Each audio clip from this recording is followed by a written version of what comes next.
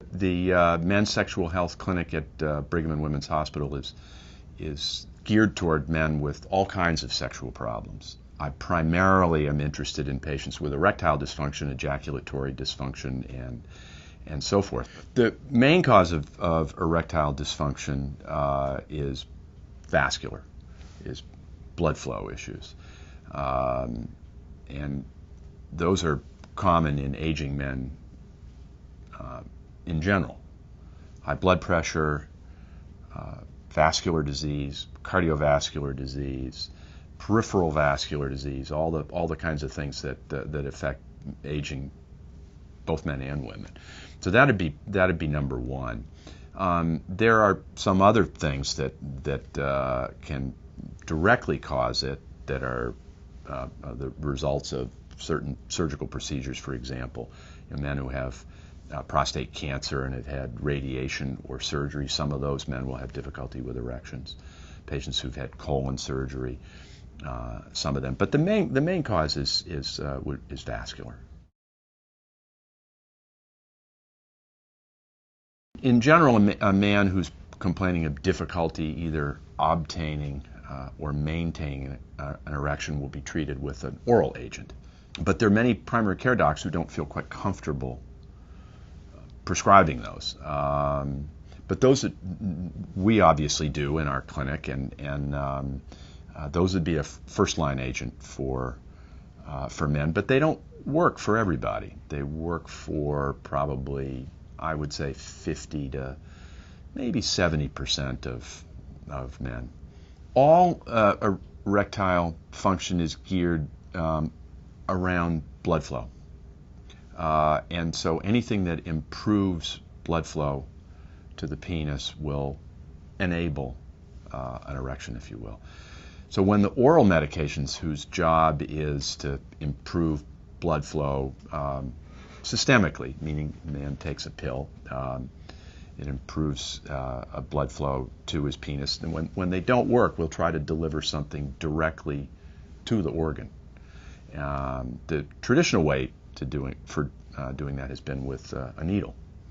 Now, it's scary sound, and men may initially be afraid of that treatment option, but it's a very effective treatment option. I'll encourage most men to try it, and if it's not satisfactory, then there are some other options. There are intraurethral agents, meaning things that you can gels that you can place inside the urethra, which is the tube you urinate from.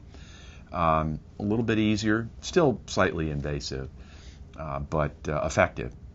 And then finally, there are surgical options, penile implants or penile prosthetics, which I don't encourage men to think about as an initial treatment option. But for many men, it's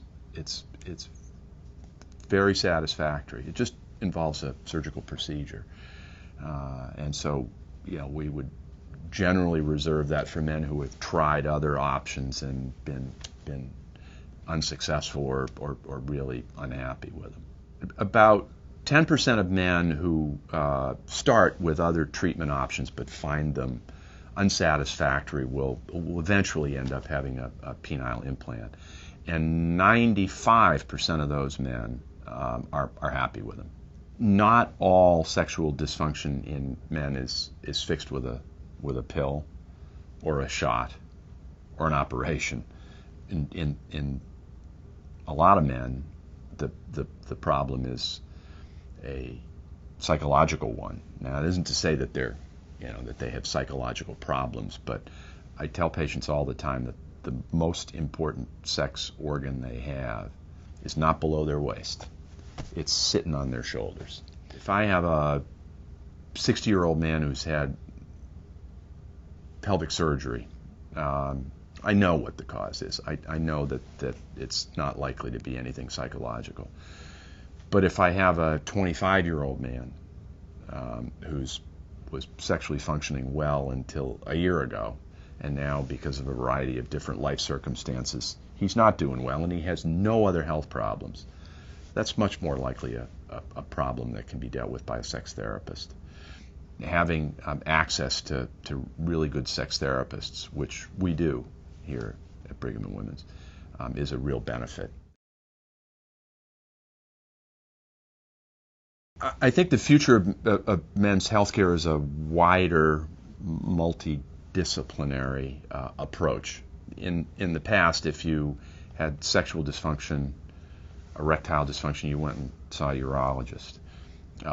If you had a cardiovascular problem, you would go and see a cardiologist.